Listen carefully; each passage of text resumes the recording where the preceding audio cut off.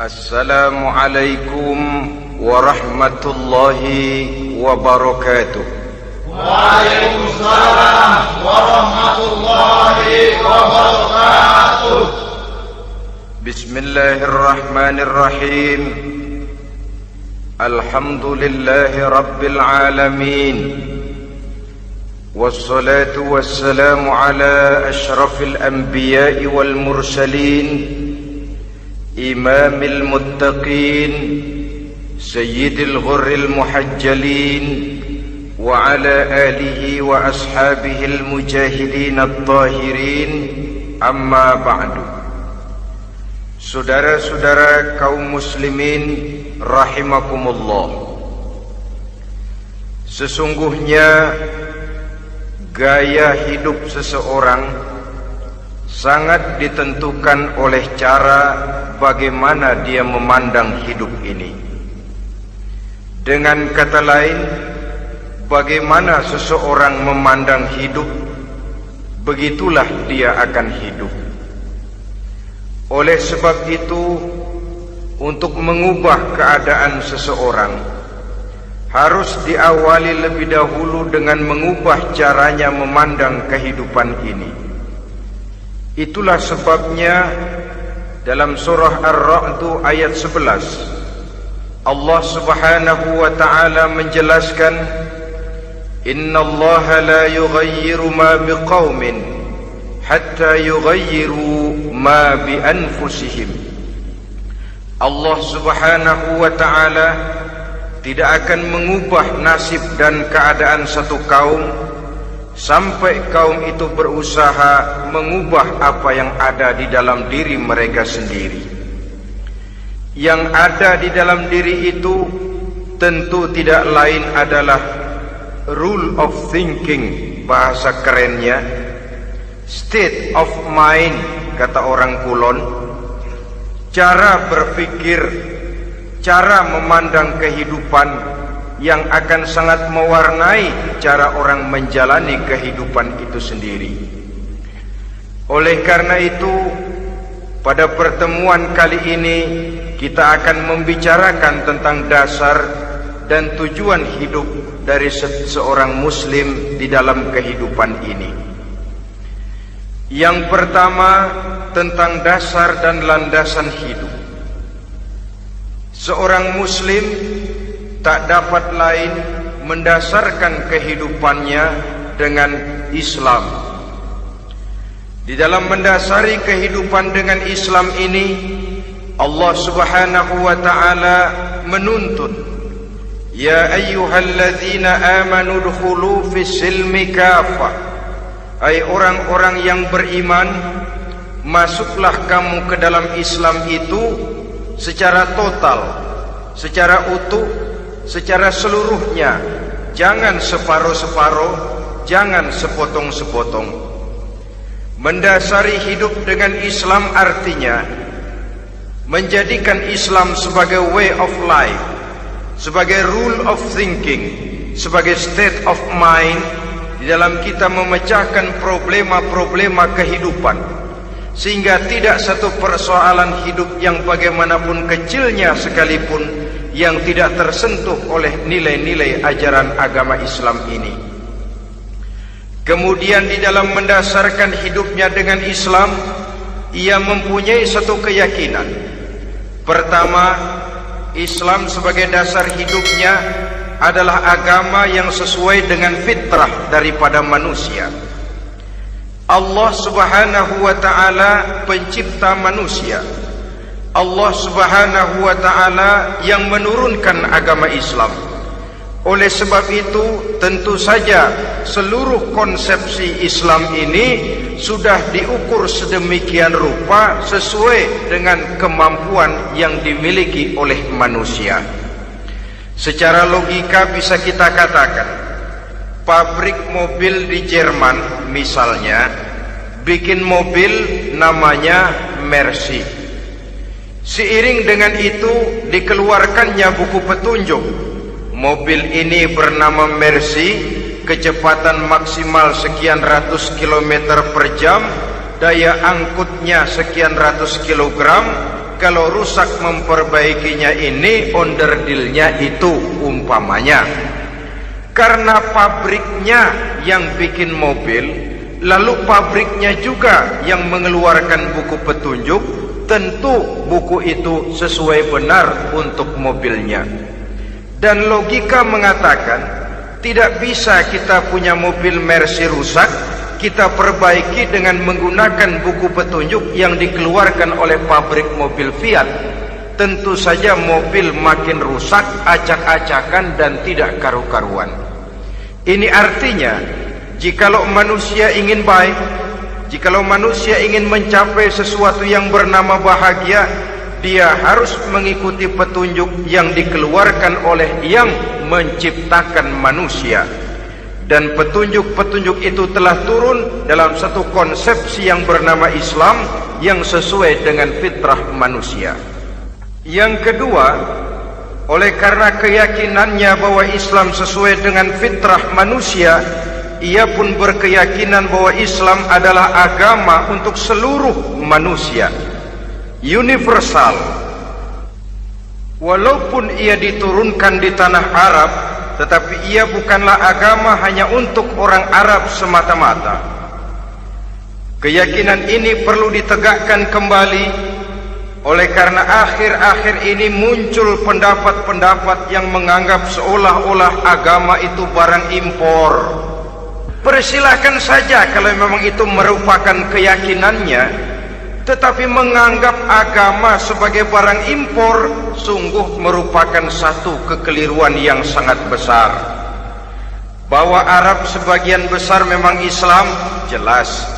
Tetapi Islam bukannya Arab, itu pun harus kita akui. Kita bisa menjadi Muslim yang baik tanpa perlu menjadi orang Arab. Dengan kata lain, kita bisa menjadi Muslim yang baik dengan tetap menjadi warga negara Indonesia yang baik. Bahwa Al-Quran diturunkan dalam bahasa Arab oleh karena memang ia turun di tanah Arab. Buktinya apa? Walaupun Quran dalam bahasa Arab, tidak satu pun ayat Quran yang ditujukan kepada orang Arab semata-mata. Tidak ada ayat ya ayyuhal arabiyun, hai orang-orang Arab. Tidak ada. Yang ada malah ya ayyuhan nas, wahai manusia. Manusia yang mana? Yang mana saja asal merasa manusia. Kalau tidak merasa manusia, tidak usah terpanggil dengan ayat tadi. Maka dalam mendasari hidup dengan Islam, kita berkeyakinan Islam adalah agama untuk seluruh manusia. Yang ketiga, di dalam mendasari hidup dengan Islam, kita berkeyakinan Islam adalah agama terakhir yang diturunkan kepada Rasul terakhir. Tidak ada Rasul dan Nabi sesudah Nabi Muhammad, dan tidak ada agama lagi sesudah agama Islam. Dasar-dasar keyakinan ini melembaga dalam pribadi kita, membentuk satu keyakinan yang mendasari kehidupan ini, sehingga tidak satu problema yang bagaimanapun kecilnya dalam kehidupan yang tidak tersentuh oleh nilai-nilai Islam. Sejak kita tidur sampai kita bangun tidur, bahkan tidur itu sendiri dan seluruh kegiatan kehidupan yang kita laksanakan dalam 24 jam, tidak satu pun yang tidak tersentuh oleh nilai-nilai Islam. Inilah pandangan hidup Muslim. Jawaban seorang Muslim terhadap problema-problema kehidupan yang dihadapinya, yang di dalam menjawab problema itu ia Islam oriented, berorientasi kepada nilai-nilai Islam. Apa kata Islam tentang pekerjaan yang dihadapinya?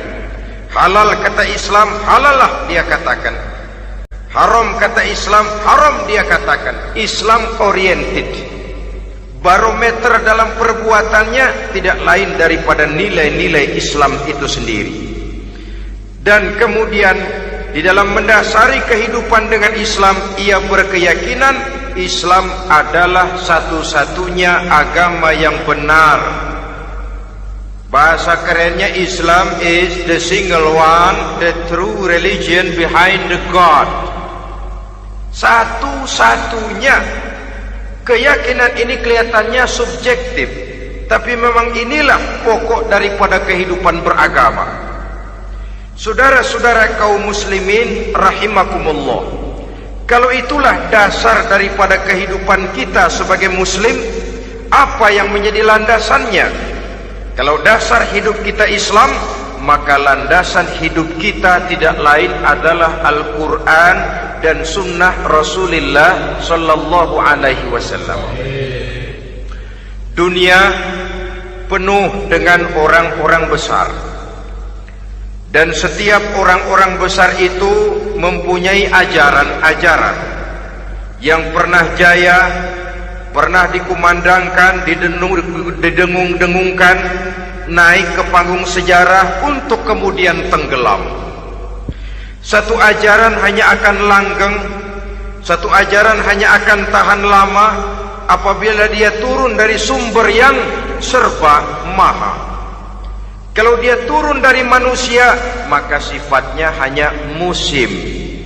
Yang namanya musim, saudara-saudara, namanya musim tidak bisa dilarang, tapi kalau sudah selesai habis sendirian. Itu musim namanya. Musim rambutan. Kalau datang musim rambutan, apa bisa dilarang? Gak boleh musim rambutan. Ya tidak bisa, dia akan tumbuh terus. Tapi manakala musimnya habis. Begitulah nasib dari ajaran yang nisbi, relatif dan temporer apabila dia bersumber dari manusia. Maka satu ajaran hanya akan langgeng, tahan lama apabila dia turun dari sumber yang serba maha. Dan itu sudah turun bernama Al-Quranul Karim. Sedangkan sunnah, saudara-saudara, merupakan penjelasan dari apa yang oleh Quran tidak dijelaskan dalam bentuk yang detail, melengkapi apa yang oleh Al-Quran hanya disebutkan dalam bentuk garis besarnya saja. Baik Quran maupun sunnah kita sebut merupakan dasar, landasan yang primer. Sedangkan untuk memahami Quran dan sunnah, kita memerlukan pendapat-pendapat orang yang ahli di bidang itu. Dalam hal ini kita sebut saja dengan ulama.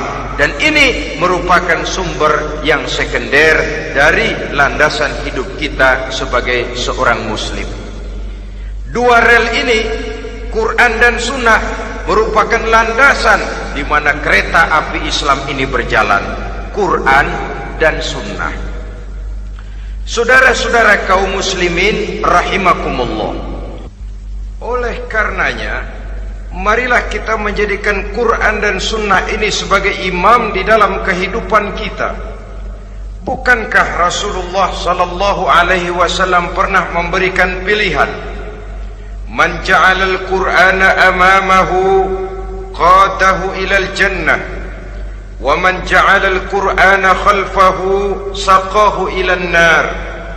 Siapa yang meletakkan Quran di depannya, dijadikannya Quran sebagai imam dan dia sebagai makmum, maka Al-Quran akan membimbing dia ke surga. Ya, surga di dunia ini, lebih-lebih lagi surga di akhirat nanti. Sebaliknya, وَمَنْ جَعَلَ الْقُرْآنَ خَلْفَهُ, siapa yang meletakkan Quran di belakangnya, dia belakangi ajaran dan konsepsi Al-Quran, dia tinggalkan perintah-perintah Al-Quran, maka Al-Quran yang dibelakanginya itu akan mendorong dia ke neraka. Neraka dunia, lebih-lebih neraka di akhirat nanti. Pilihan terserah kita. Jikalau kita mau menjadikan Quran sebagai imam, artinya kita menjadi makmum. Resikonya dimanapun, makmum wajib ikut imam. Imam takbir, makmum takbir, imam ruku, makmum ruku, imam i'tidal, makmum i'tidal. Jikalau Quran imam kita dan kita adalah makmum, maka itu berarti Jikalau ke barat komando Quran, ke barat kita pergi. Jikalau ke timur kata Quran, ke timur kita menuju. Jikalau halal kata Quran, halal kita katakan. Jikalau haram kata Quran, haram kita ucapkan. Itu resikonya kita menjadi makmum, menyusun pola hidup yang lebih Qurani. Tapi sebaliknya, ke barat komando Quran, ke timur kita pergi. Ke utara kata Quran, ke selatan kita menuju. Halal kata Quran, malah kita tidak mau melaksanakannya. Haram kata Quran, kita senang bukan main. Artinya kita mau menjadi makmum, dan Quran kita jadikan sebagai makmum, kita sendiri malah mau menjadi imam. Kita paksa konsepsi Al-Quran itu supaya sesuai dengan naluri kemanusiaan kita. Mengotak-atik hukum, menghalalkan yang haram, mengharamkan yang halal. Dikala itu landasan hidup kita sudah goyah, tidak lagi sebagai landasan tempat kita bertolak, tetapi malah menjadi satu landasan yang kita injak-injak. Sesungguhnya saudara-saudara, Quran tidak akan membawa berkah, tidak akan menjadi rahmatun wa shifaun lil mu'minin, menjadi penyembuh, menjadi rahmah bagi orang-orang beriman, apabila yang kita baca itu kita injak-injak di dalam kehidupan.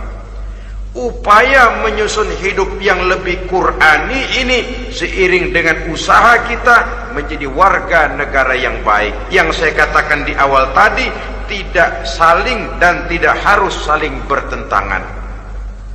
Jadi dengan demikian, dasar hidup kita sebagai muslim adalah Islam, dan landasan hidup kita tidak lain adalah Al-Quran dan Sunnah Rasulullah Sallallahu Alaihi Wasallam. Ini landasan tempat kita bertolak. Ini yang mewarnai gaya kehidupan kita. Apapun yang mau kita lakukan, tempat kita bertanya lebih dahulu Quran dan Sunnah. Saya mau melakukan pekerjaan ini, apa kata Quran? Saya mau pergi ke tempat ini, apa kata Quran? Saya mau berusaha dengan mengerjakan perusahaan ini, apa kata Quran? Merupakan landasan daripada kehidupan kita. Ini yang saya katakan tadi, membentuk rule of thinking, state of mind, bahwa gaya kehidupan kita diwarnai oleh landasan hidup yang bertumpu pada ajaran Al-Quranul Karim dan Sunnah Rasulullah Sallallahu Alaihi Wasallam. Baiklah ya, ini yang pertama tentang dasar dan landasan hidup. Yang kedua tentang tujuan hidup. Kalau sudah ada landasan tempat kita bertolak, lalu kemana pantai yang akan kita tuju? Mau apa sih kita hidup ini? Berleha-leha, menjalani acara rutin, bangun tidur sampai tidur lagi, kemudian besok begitu lagi, sampai menunggu datangnya sang ajal? Atau ada satu tujuan yang akan kita capai di dalam kehidupan ini? Apabila kita teliti, maka Al-Quran mengajarkan tujuan hidup setiap muslim pada dasarnya ada dua. Pertama, kita sebut saja tujuan jangka pendek. Tujuan jangka pendek itu sasarannya dunia sekarang ini. Bentuknya horizontal, targetnya agar setiap pribadi muslim menjadi rahmatan lil alamin, rahmah bagi lingkungannya. Inilah yang oleh agama dinamakan hablum minan nas, yang isinya adalah ilmu dan peradaban. Jadi dunia dan seluruh isinya merupakan tujuan jangka pendek saja. Untuk mencapai tujuan jangka pendek, dunia dan seluruh isinya, unsur penunjangnya adalah pendidikan, pengalaman, atau nasib. Makin tinggi pendidikan, makin mudah menjangkau hidup. Makin banyak pengalaman, makin mudah menguasai dunia. atau karena faktor nasib. Pendidikannya tidak seberapa, pengalaman pun kadang-kadang dangkal, tapi karena nasibnya lagi hoki, kata orang sekarang, nasibnya lagi bagus, dia naik ke panggung memegang peranan. Faktor yang namanya nasib ini ada, tapi tidak bisa dijadikan sandaran untuk menjangkau dunia dan seluruh isinya. Unsur penunjangnya, pertama pendidikan, yang kedua pengalaman, yang ketiga faktor nasib. Oleh karena itu, apabila kita ingin mudah mencapai dunia, yang pertama harus kita laksanakan bagaimana menempuh satu pendidikan. Di zaman sekarang orang terangsang untuk hidup dalam pola yang oleh orang-orang priangan disebut hardolin. Saudara tahu hardolin? Itu potongan dari dahar modal ulin. Filsafat hidup yang pakaian mau bagus, makan mau enak, kerja nggak mau. Akhirnya jadilah dia penghayal kelas berat, tukang-tukang lamun kelas tinggi. Tiap hari kegiatannya ya cuma tidak terlepas dari tiga kriteria itu. Hardolin. Pokoknya kalau sudah dahar, modal, ulin. Besok ya begitu lagi. Pola dari dimana orang pakaian mau bagus, makan mau senang, duit mau punya, kerja tidak mau. Kadang-kadang mau kerja tapi tidak tahu apa yang harus dikerjakan. Ditambah oleh sempitnya lapangan pekerjaan. Tidak tahu apa yang harus dikerjakan, dilatar belakangi oleh tidak adanya pendidikan yang dia terima, sehingga mau kerja apa lalu bingung.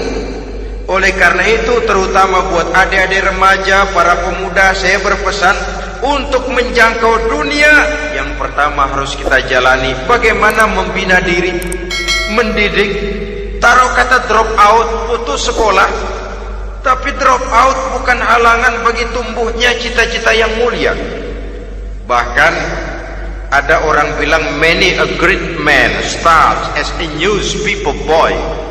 Banyak orang-orang besar yang memulai pekerjaannya dagang koran. Putus sekolah bukan merupakan halangan bagi tumbuhnya cita-cita yang mulia. Dan tidak sedikit orang-orang besar yang tidak keluaran perguruan tinggi. Tidak sedikit orang-orang besar yang tidak merupakan produk dari perguruan tinggi tertentu, tapi kerajinannya belajar, banyak membaca, banyak bergaul, autodidak. Syukur kalau masih bisa menempuh pendidikan yang formal. Kekurangan ekonomi, kemiskinan keluarga jangan menjadi penghalang bagi tumbuhnya cita-cita yang tinggi untuk menempuh karier pendidikan yang baik. Ini memang pahit, tapi bagaimanapun kata orang, lebih baik makan singkong beneran daripada makan roti ngimpi. Artinya jikalau memang perlu, lebih baik sekolah sambil dagang koran, nyemir sepatu, parkir mobil, daripada hardolin itu tadi. Tanpa prospek hari depan yang ada artinya. Dan pendidikan memang merupakan sesuatu yang pahit. Tapi tanpa ini, rasanya kita akan sulit untuk menjangkau dunia, tersisih di pojok-pojok kehidupan. Jangan lalu bilang, manusia kan rezekinya sudah dijamin oleh Allah. Ayam saja ada rezekinya, of course. Tapi jangan lupa, cara ayam cari rezeki dengan cara manusia cari rezeki lain. Kalau ayam cari rezeki dari tahun atu, modalnya cuma ceker sama patok. Kalau ayam mah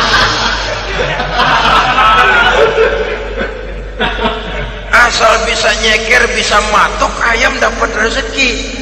Pokoknya kertok dah. Tapi manusia cari rezeki, dia harus cari lapangan kerja. Lapangan kerja sulit. Sudah dapat lapangan kerja, harus punya keahlian. Untuk memperoleh keahlian harus dengan pendidikan. Berhadapan lagi dengan saingan-saingan, karena pasaran tenaga kerja Tiap tahun puluhan kalau tidak ratusan ribu pasaran tenaga kerja yang masuk lapangan kerja.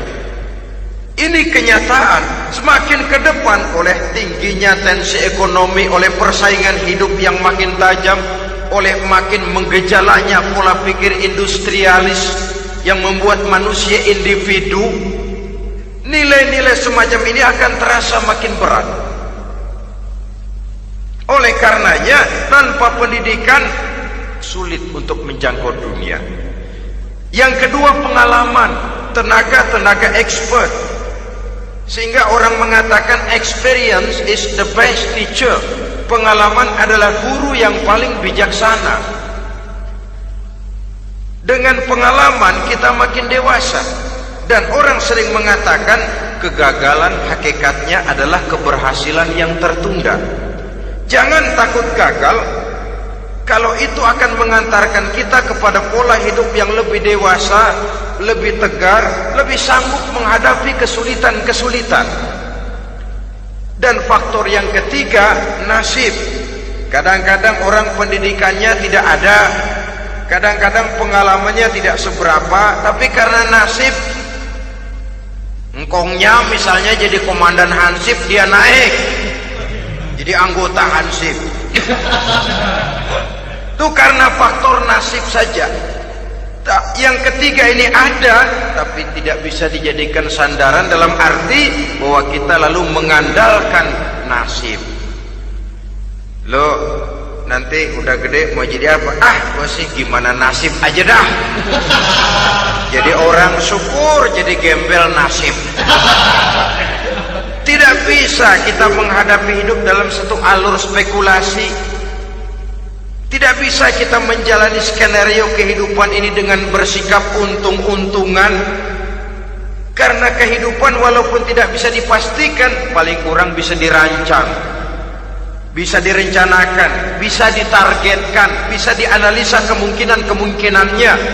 Walaupun tidak bisa dipastikan, tapi bisa diperhitungkan. Sebagai manusia yang terikat oleh causality, oleh hukum sebab akibat, sewajarnya kita memperhitungkan kemungkinan-kemungkinan itu. Kira-kira 5, 10, 15 tahun yang akan datang, sejauh mana kesulitan-kesulitan dalam kehidupan ini, sejauh mana persaingan dalam hidup, sejauh mana tenaga kerja dibutuhkan, sejauh mana keahlian dan skill menunjang ke arah itu. Kalau tidak, kita akan tersisih di sudut-sudut kehidupan untuk lebih banyak jadi penonton daripada menjadi pemain. Padahal kita ingin jadi pemain, kita ingin aktif, kita ingin punya peranan karena kita oleh agama dituntut menjadi rahmatan lil alamin, menjadi rahmah bagi lingkungan di mana kita tinggal, mewarnai lingkungan, bukan cuma diwarnai oleh lingkungan itu sendiri. Itu tadi tujuan jangka pendek sebagai tujuan yang pertama. Yang kedua, tujuan jangka panjang. Tujuan jangka panjang ini sasarannya adalah akhirat. Bentuknya vertikal, targetnya adalah mardotillah atau ridho daripada Allah. Dan ini yang oleh agama dinamakan dengan hablum minallah, tali vertikal yang menghubungkan manusia langsung dengan Tuhannya. Untuk mencapai tujuan jangka panjang akhirat ini, unsur penunjangnya adalah prestasi ibadah. Kalau untuk tujuan jangka pendek, dunia dan seluruh isinya, pendidikan, pengalaman dan nasib memegang peranan yang sangat penting, maka untuk akhirat, pendidikan, pengalaman, nasib tidak punya pengaruh banyak. Unsur penunjangnya adalah prestasi ibadah. Bagaimanapun tinggi pendidikan, bagaimanapun banyak pengalaman, tanpa prestasi ibadah, nol besar kita dalam pandangan Allah Subhanahu wa ta'ala. Saudara-saudara kaum muslimin rahimakumullah, itu sebabnya seorang muslim sholat, puasa, haji, zakat, yang kalaupun ada target dunia itu cuma side effect saja, sekedar satu efek sampingan.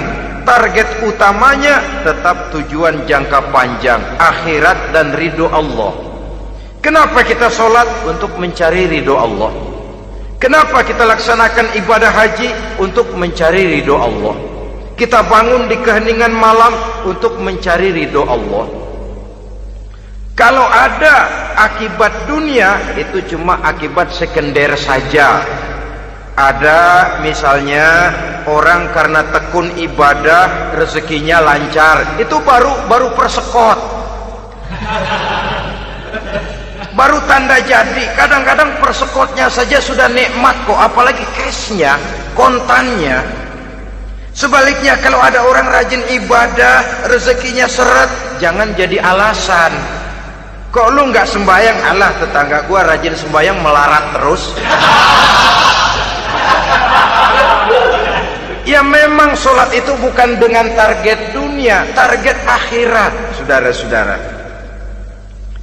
Oleh sebab itu, seorang muslim adalah seorang yang berpandangan luas, berjiwa lapang. Maksudnya apa? Tujuan jangka pendek dan jangka panjang ini harus dia raih kedua-duanya. Ini yang oleh Al-Quran diajarkan agar setiap muslim mencapai fid dunya hasanah wa fil akhirati hasanah. Kebaikan di dunia, kebaikan di akhirat, itu arti hasanah. Jangan macam orang dulu, punya istri dua pergi haji. Yang satu yang muda istrinya namanya Hasanah, yang satu namanya Khadijah. Waktu tawaf keliling Ka'bah, si suami ini nggak bisa doa apa-apa kecuali Rabbana Atina itu. Tiap putaran Rabbana Atina fid dunya hasanah wa fil akhirati hasanah. Putaran kedua Rabbana Atina fid dunya hasanah wa fil akhirati hasanah. Ini istri tuanya yang namanya Khadijah dengerin aja. Akhirnya di satu saat dia colek suaminya, "Bang, mentang-mentang Hasanah bini muda disebutin melulu, saya dong disebutin dalam doa." "Iya deh, ntar putaran selanjutnya." Suaminya blow on juga. Putaran kedua dia baca Rabbana Atina fid dunya hasanah wa fil akhirati Khadijah.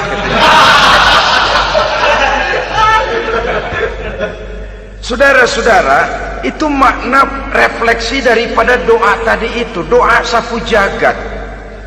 Kita ingin fid dunya hasanah wa fil akhirati hasanah. Tujuan jangka pendek dunia tercapai, tujuan jangka panjang akhirat dan ridho Allah juga tergapai. Oleh sebab itu Al-Quran menjelaskan, wabtaghi fima atakallahu ad-daral akhirah wala tansa nasibaka minad dunya. Dengan karunia yang diberikan Allah kepadamu, carilah bahagia akhirat. Wala tansa nasibaka minad dunya, tetapi jangan lupakan bagianmu dalam kehidupan di dunia ini. Cari akhirat, utamakan akhirat dengan tidak usah melupakan jatahmu di dunia. Kenapa saya katakan seorang muslim berjiwa besar?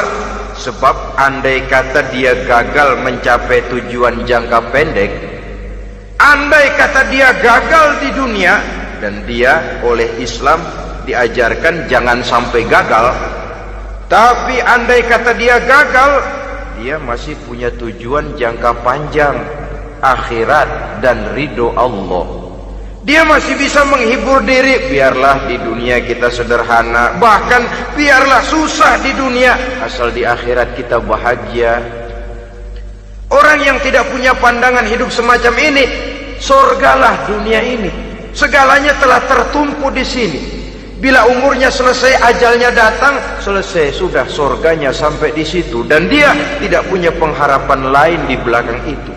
Maka seluruhnya bertumpu pada kehidupan di dunia, padahal dunia seperti air laut, makin diminum makin haus, makin kering tenggorokan. Dunia yang diperturutkan menyeret manusia ke dalam lingkaran setan, terjebak dalam sifat yang namanya tamak bin rakus alias serakah.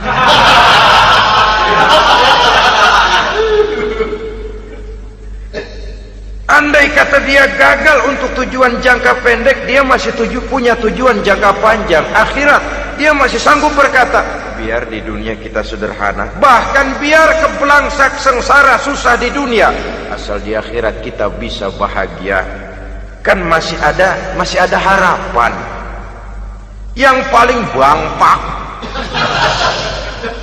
paling rusak betul, sudah di dunia sengsara, di akhirat celaka. Di dunia rumahnya gubuk, pinggir kali miring,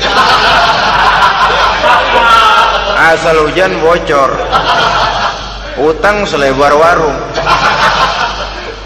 Bayang kagak, ngaji enggak, puasa enggak, saban malam merit mulu.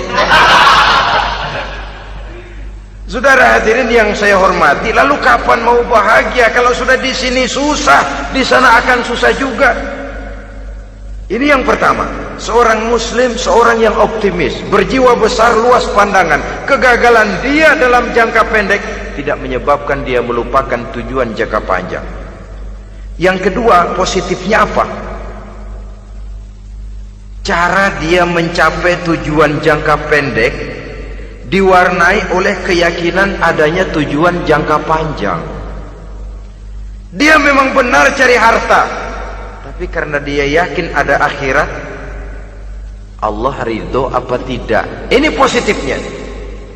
Saya memang cari duit, tapi dengan cara ini Allah ridho apa tidak. Saya memang ingin berpakaian yang rapi, tapi dengan tidak menutup aurat begini, Allah ridho atau tidak. Saya memang bergaul menghormati teman, tapi terjebak dalam minuman keras karena menghormati teman, Allah ridho apa tidak. Ini orang yang punya tujuan jangka panjang. Segalanya diberikan bingkai dengan pertanyaan, Allah ridho atau tidak. Keyakinannya terhadap tujuan jangka panjang mewarnai gaya hidupnya di dunia ini, mencapai tujuan jangka pendek tadi. Mau minum, Allah ridho apa enggak ini? Mau makan, yang saya makan Allah ridho apa enggak ini? Pendeknya apapun yang mau dia kerjakan, karena dia punya keyakinan tujuan jangka panjang, dia selalu menimbang terhadap ridho Allah tadi.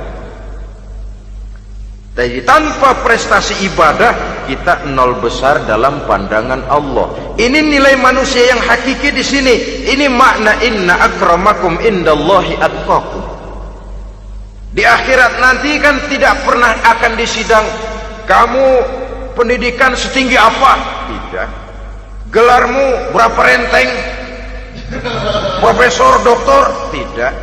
Akhirat hanya menyidang kau sholat atau tidak, kau puasa atau tidak, kau zakat atau tidak.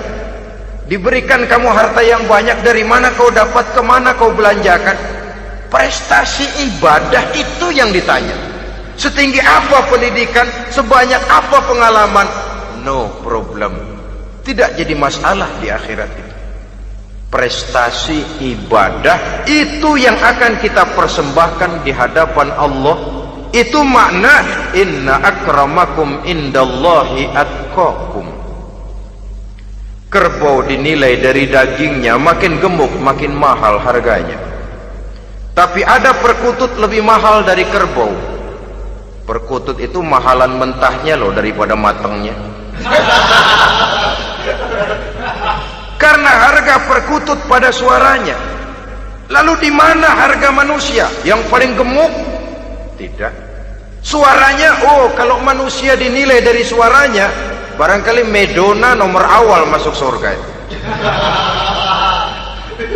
Hanyalah dengan prestasi ibadah kita bisa mencapai tujuan jangka panjang, akhirat dan ridho Allah.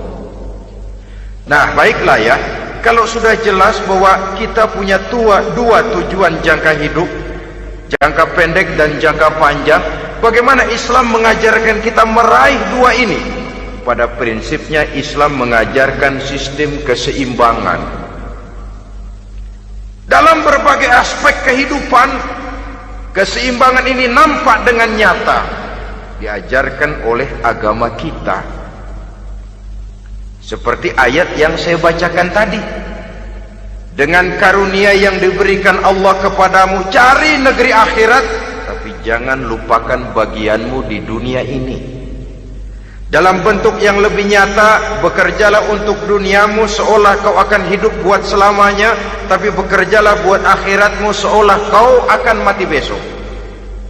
Manifestasinya dalam kehidupan, misalnya orang kaya diperintah membantu yang miskin, tapi orang miskin dianjurkan berusaha. Jangan mengandalkan hidup kepada yang kaya, seimbang. Kamu kaya, betul Pak, bantu yang miskin. Kamu miskin, iya Pak, berusaha, seimbang. Tuan rumah diwajibkan menghormati tamu, tamu diwajibkan tahu diri, seimbang. Jadi bagaimana kalau sudah kita bekerja di sawah, di ladang, di pasar, di kantor, anggap kita akan hidup selamanya agar timbul gairah kerja. Tapi kalau sudah sholat, anggap kita akan mati besok supaya timbul khusyuknya. Nah, titik tekannya di mana? Stresnya itu. Walaupun Islam mengajarkan sistem keseimbangan, tapi Al-Quran tetap menggarisbawahi walal akhiratu khairul laka minal, bahwa bagaimanapun seimbangnya, akhirat itu lebih utama daripada dunia. Bagaimana implementasinya? Kata orang-orang tua, kalau kita menanam padi, rumput pasti tumbuh, tapi nanam rumput jangan mimpi tumbuh padi. Maksudnya apa? Kalau satu perbuatan kita niatkan karena Allah, dunianya pasti ikut. Tapi kalau satu perbuatan diniatkan karena dunia semata-mata, akhirat akan hilang. Sebab itu, biasakanlah berbuat sesuatu baik untuk tujuan jangka pendek, lebih-lebih untuk tujuan jangka panjang, dengan motif lillahi ta'ala. Jadi saya ulangi, satu perbuatan kalau sudah diniatkan karena Allah, dunia biasanya ikut.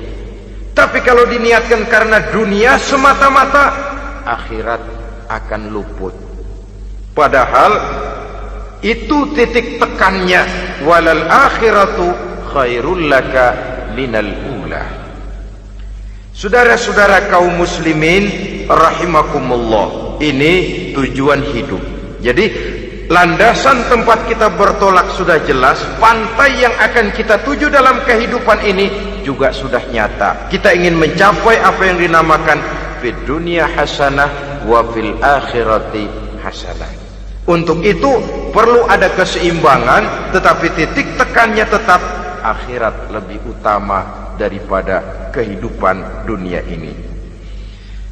Sekarang kalau sudah ada dasar hidup, sudah ada tujuan yang akan kita capai, tentu harus ada alat untuk mencapainya. Semuanya perlu sarana. Bahkan pada hakikatnya dalam kaidah usul fikih, para ulama mengajarkan lil wasail hukmul maqasid. Sarana dan tujuan hukumnya sama. Ini mestinya mendidik umat Islam jadi pinter. Jangan cuma berpikir melaksanakan satu pekerjaan, tapi juga berpikir menciptakan sarana untuk terwujudnya pekerjaan itu. Misalnya umat Islam wajib pergi haji kalau mampu, kan begitu toh? Kalau dia umat Islam Indonesia, tentu pergi hajinya ke Mekah. Mekah, Jeddah, Mekah, Indonesia, perlu sarana angkutan untuk sampai ke sana. Kapal laut, kapal udara.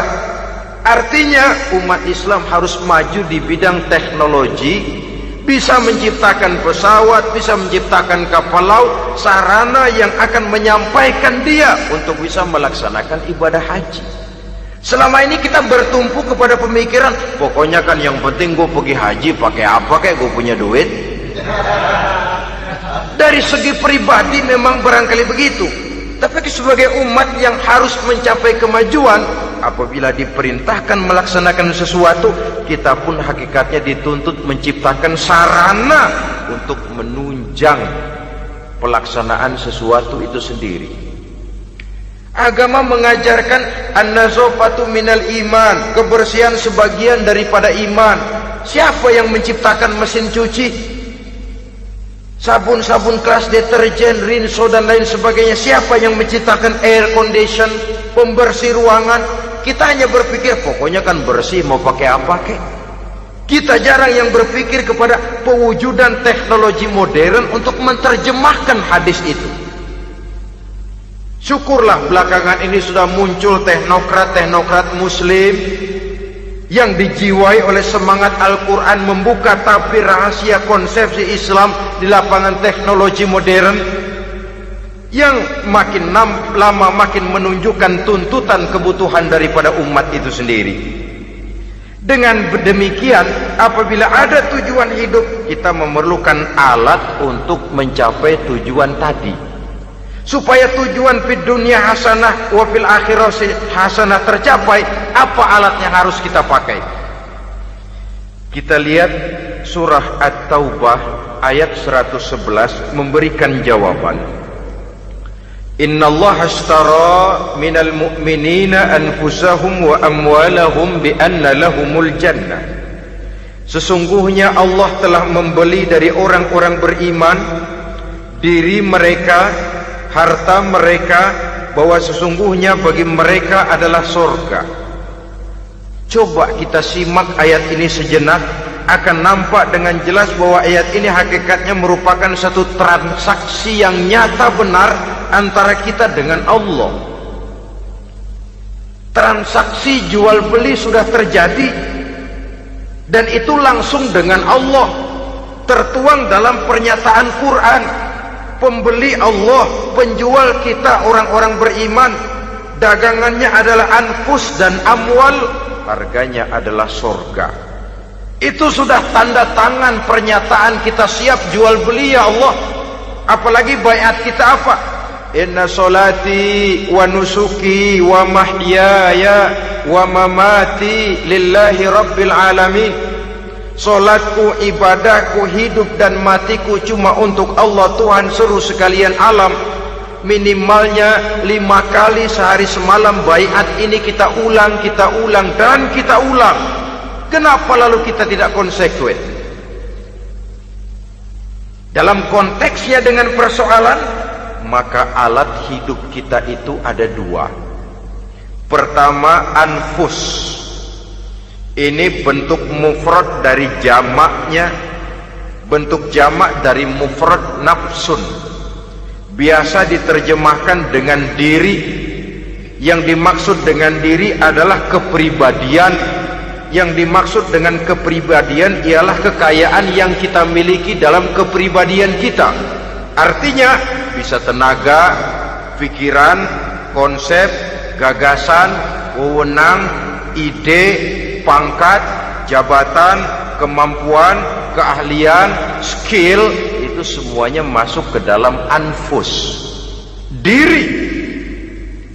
Sedangkan amwal bentuk jamak dari mufrad malun, biasa diterjemahkan dengan harta.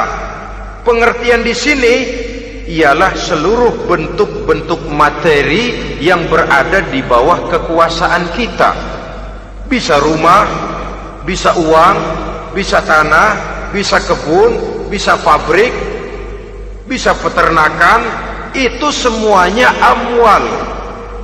Nah, baik anfus maupun amwal, diri, tenaga kek, pikiran kek, harta kek, pangkat kek, jabatan kek, wewenang kek, keahlian kek, untuk tujuan jangka pendek harus jadi rahmah bagi lingkungan. Untuk tujuan jangka panjang harus menunjang jalan menuju ridho Allah. Jadi kalau pangkat kita menjauhkan kita dari ridho Allah, itu bukan nikmat tuh, azab. Punya pangkat bukan melakukan kebaikan, malah melakukan kejahatan, setidak-tidaknya berdiri di belakang kejahatan, melindungi perbuatan-perbuatan munkar. Dalam kelas kakap melindungi korupsi, dalam kelas teri jadi backing tukang koprok. Umpamanya itu sudah menyalahi Alat tidak digunakan untuk mencapai tujuan. Itu untuk tujuan jangka pendek. Lalu amwal, harta, uang, tanah, rumah, kebun, untuk tujuan jangka pendek harus menjadi rahmah bagi lingkungan. Sedang untuk tujuan jangka panjang, baik diri maupun harta harus menunjang jalan menuju ridho Allah, harus meningkatkan prestasi ibadah kita kepada Allah Subhanahu wa ta'ala. Malah yang namanya amwal ini tanggung jawabnya lebih berat loh saudara. Kalau saudara diberikan ilmu, sidang akhirat cuma satu. Ilmumu kau amalkan untuk apa? Saudara diberikan umur panjang, pengadilan akhirat cuma bertanya satu, umurmu kau habiskan di mana? Tapi saudara diberikan harta, pertanyaan akhirat dua, hartamu kau dapat dari mana? Kau belanjakan kemana?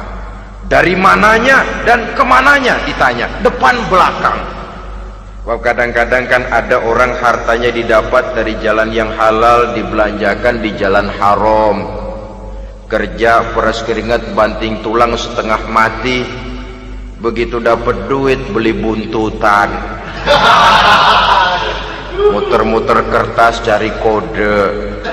Didapat dari jalan halal, dibelanjakan di jalan haram. Atau didapat dari cara yang haram, dibelanjakan di jalan yang baik. Menang judi, nyumbang pesantren. Nabi mengajarkan innallaha thayyibun la yaqbalu illa thayyib. Allah itu baik dan hanya menerima yang baik-baik saja. Tidak bisa mencuci kain dengan air najis.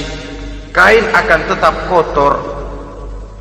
Saudara-saudara kaum muslimin rahimakumullah. Oleh karenanya masalahnya terpulang kepada kita, pandai-pandailah membagi orientasi. Suatu saat tenggelam kita dalam kesibukan dunia dan seluruh isinya untuk mencapai tujuan jangka pendek. Lain saat tenggelam kita memfanakan diri untuk mencapai tujuan jangka panjang, akhirat dan ridho Allah. Karena kehidupan ini bukan berjalan tanpa batas. Umur ini bukan satu karunia tanpa pertanggungan jawab. Satu saat setuju atau tidak, rela atau terpaksa, kita akan sampai kepada garis finish daripada perjalanan kehidupan dunia ini, yang memang merupakan satu perjalanan panjang, a walking tall, kata orang Kulon. A walking tall, satu jalan yang demikian jauhnya. Entah kita akan sampai ke garis finish. Bila datang ajal, senja kehidupan datang, malam menyelimuti. Datangnya tidak pernah kita sangka, tapi sekali dia datang, tidak satu kekuatan yang bisa menolak. Kehadirannya tidak pernah kita harapkan, tapi satu kali dia datang bertamu, pasti terjadi. Dan itu pasti akan kita temui. Alangkah malangnya pada saat kembali itu datang, kita tidak punya prestasi ibadah. Lalu apa artinya prestasi dunia? Apa artinya tujuan jangka pendek kalau kita harus kehilangan tujuan jangka panjang? Rumah kita yang besar, pangkat kita yang tinggi, harta kita yang banyak, bisakah menolong kita untuk kalau sudah kumpul di padang mahsyar nanti? Malaikat, jangan gebugin saya, rumah saya harga 2 miliar.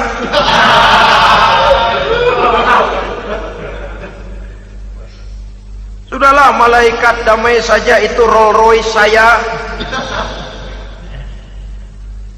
Pakai saja malaikat, pakai. Kata malaikat, gue budak, gue nggak butuh gituan. Hanya prestasi ibadah yang bisa menyelamatkan kita pada kondisi semacam itu. Jadi oleh karena itu saudara-saudara, biar di dunia ini rumah kita besar, mobil bagus, uang banyak, pabrik ada, usaha lancar, asal di akhirat masuk surga aja. Gak apa-apa. Daripada di dunia sengsara, di akhirat neraka, senangnya kapan? Sudah di sini sengsara, di sana kebelangsak. Itu yang orang-orang tua bilang lacur kuda namanya. Pelan dipecut, kenceng digentak, setengah mati, serba salah. Kuda kalau bisa ngomong, gue setengah mati, serba salah. Pelan dipecut, kekencengan ditarik, itu yang namanya lacur kuda begitu. Serba salah posisinya. Untuk itu pandai-pandailah membagi orientasi supaya tercapai tujuan ideal ini, fid dunya hasanah wa fil akhirati hasanah. Ini tentang tujuan hidup. Nah, untuk mencapai tujuan ini kita tidak berjalan sendiri. Kita perlu teman hidup. Di samping teman hidup ada pula lawan hidup. Siapa teman hidup kita untuk mencapai tujuan hidup ini? Dalam arti sempit, teman hidup kita suami istri yang taat kepada Allah. Suami istri lebih dari sekedar satu pasangan, juga saling melengkapi, merupakan bagian daripada kehidupan. Suami adalah teman istri, istri adalah teman suami untuk mencapai tujuan hidup tadi. Mencapai fid dunya hasanah wa fil akhirati hasanah. Seiring, seirama, selaras, serasi, seimbang, kata orang sekarang. Teman dalam arti sempit. Adapun teman dalam arti luas, setiap orang yang pandangan hidupnya sama dengan kita. Setiap orang yang akidahnya sama dengan kita. Terlepas dari suku bangsa apapun, warna kulit apapun, bahasa apapun, jikalau keyakinannya sama, pandangan hidupnya sama, dia adalah saudara kita dalam artian yang luas. Islam tidak kenal teritorial, maka tidak ada itu Islam Jepang. Ya walaupun secara formalnya ada, tapi informal Muslim adalah Muslim, diikat dengan akidah. Itu teman hidup.